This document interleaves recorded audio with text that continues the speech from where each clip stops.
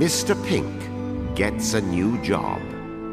Galahagrid Mulberry Times the Westin, eminent scholar of all things clockological, was out of a job.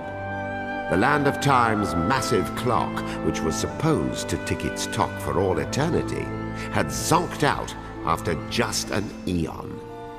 The sticky wicket was finding a replacement clock hand, something that mystastical would never turn up.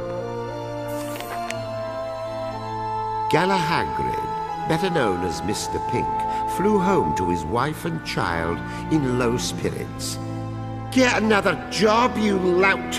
the missus shouted supportively. "Junior needs shoes!"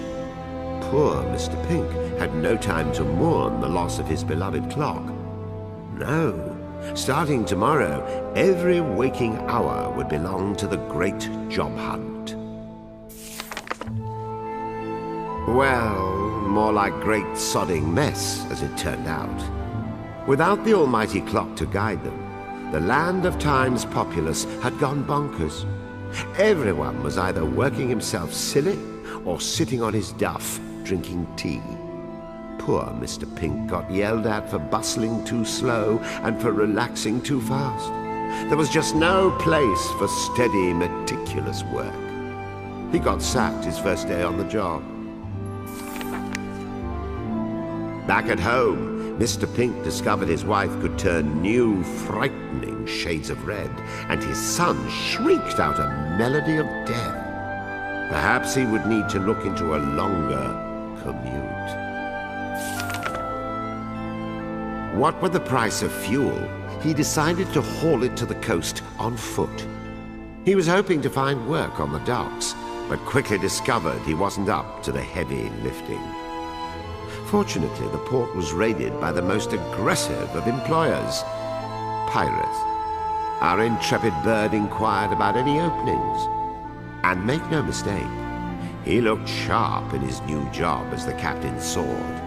He was ready to bring home some serious bacon. Well, that outlook changed when he saw what he was up against. The other guys had steel swords. He'd heard of swashbuckling, but nobody mentioned he'd be doing all the buckling. Home Mr. Pink went, and his wife had kittens. Well, more like a baby. While he was gone, the number of mouths to feed had gone up 33%. Mr. Pink crossed maintain dignity off his list of objectives. And actually, his new cotton candy stick gig didn't turn out to be so bad. No heavy lifting. All he had to do was hold himself straight. Sure, he was diabetic, his nose tickled, and he had to take a licking, but he could deal with it. Sadly, they trashed him the moment he got too fat. Poor Mr. Pink. Home sweet home. Had someone stapled his wife's eyebrows into that position? Do children always sound this mean when they laugh? Did he even have this many children? Mr. Pink's mind swam with troubling questions as he sought work overseas. One village was hiring wrestlers. After being hired for his sheer audacity, Mr. Pink stood in the ring. He walked away with not even enough fight money to pay his hospital bills. They pitted him against the champ just for shock appeal. After a painful stretch of rehabilitation, Mr. Pink returned home to find the place deserted. How cruel fate was. He longed to see his true love again.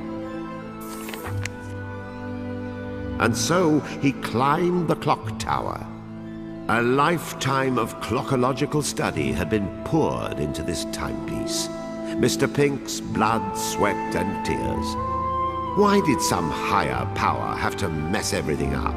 It just wasn't fair. Then, out of nowhere, a rogue gust of wind snatched him off the tower. He watched the ground vanish beneath him. There was no fighting it. His wings were still recovering, and his heart was beyond recovery. Smack! Mr. Pink crashed into his beloved clock face.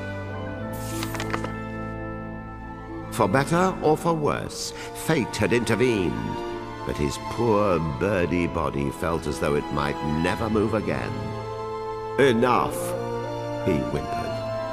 Mr. Pink, you mustn't torment yourself. It was the moon goddess speaking directly to him. I don't mean to question you, milady, but why exactly not? Make no mistake, said the goddess. You are jobless, friendless, and your family has rejected you.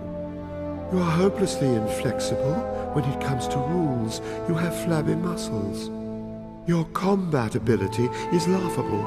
You have zero stage presence, and you can't even relax on a professional level. You are a borderline obsessive clockologist who is self-disciplined to a fault. All you know how to do is stand up straight. For most intents and purposes, you are utterly